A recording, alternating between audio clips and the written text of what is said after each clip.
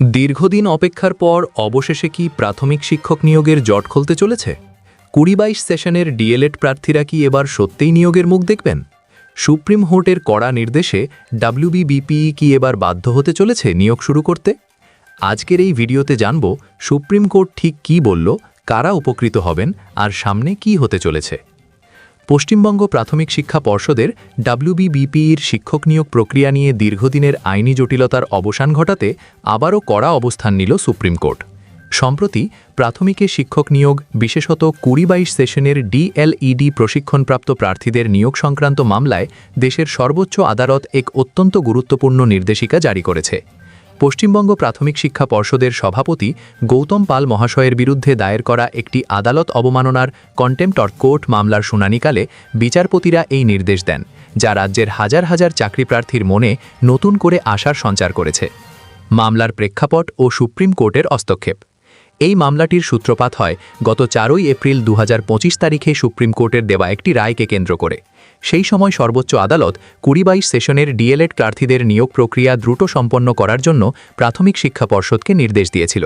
কিন্তু আদালতের সেই নির্দেশ নির্দিষ্ট সময়ের মধ্যে কার্যকর না হওয়ায় সুখেন্দু নস্কর বনাম গৌতম পাল মামলাটি দায়ের করা হয়। মামলাটির ডায়েরি নাম্বার ৬৪২০/২৫। মামলাকারীদের অভিযোগ ছিল, আদালতের স্পষ্ট নির্দেশ থাকা সত্ত্বেও পর্ষদ নিয়োগ প্রক্রিয়ায় অকারণে বিলম্ব করছে। সুপ্রিম কোর্টের পর্যবেক্ষণ ও গুরুত্বপূর্ণ সিদ্ধান্ত।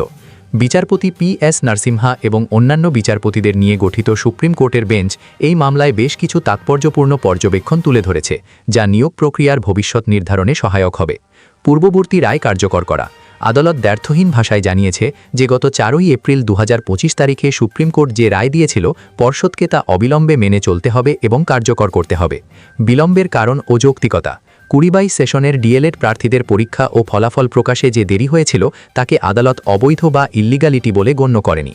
আদালতের মতে কোভিড-১৯ অতিমারির কারণে সেই সময় একটি এক্সট্রা অর্ডিনারি সিচুয়েশন বা অসাধারণ পরিস্থিতির সৃষ্টি হয়েছিল। তাই এই বিলম্বের কারণে প্রার্থীদের নিয়োগ থেকে বঞ্চিত করা যাবে না। নিয়োগ বিজ্ঞপ্তির বৈধতা। ২১ অক্টোবর ২০২২ তারিখে প্রাথমিক শিক্ষা পর্ষদ যে নিয়োগ বিজ্ঞপ্তি প্রকাশ করেছিল, সুপ্রিম কোর্ট সেটিকে সম্পূর্ণ বৈধ বলে সিলমোহর দিয়েছে। আদালত উল্লেখ করেছে যে সংবিধানের ১৪২ অনুচ্ছেদ অনুযায়ী এই বিজ্ঞপ্তি বৈধ এবং এটি চ্যালেঞ্জ করে কেউ আদালতে আসেনি। পর্ষদকে কড়া নির্দেশ, অবিলম্বে নিয়োগ শুরু।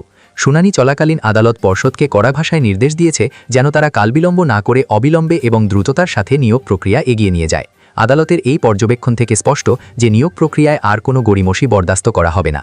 পরবর্তী পদক্ষেপ ও শুনানির দিনক্ষণ। সুপ্রিম কোর্ট প্রাথমিক শিক্ষা পর্ষদকে নির্দেশ দিয়েছে একটি কাউন্টার এফিডেভিট জমা দেওয়ার জন্য। এই হলফনামায় পর্ষদকে জানাতে হবে যে আদালতের নির্দেশের পর তারা নিয়োগের বিষয়ে ঠিক কী পদক্ষেপ গ্রহণ করেছে। মামলার পরবর্তী শুনানির দিন ধার্য করা হয়েছে আগামী ৯ জানুয়ারি ২০২৬ তারিখে।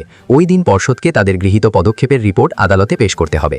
এই নির্দেশের ফলে দীর্ঘ সময় ধরে আটকে থাকা ২০-২২ সেশনের ডিএলএড প্রার্থীদের নিয়োগের পথ অনেকটাই প্রশস্ত হলো বলে মনে করছেন আইন বিশেষজ্ঞরা।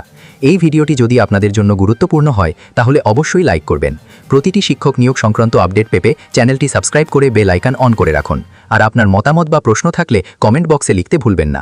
আপনি কি মনে করেন এবার সত্যিই নিয়োগ শুরু হবে?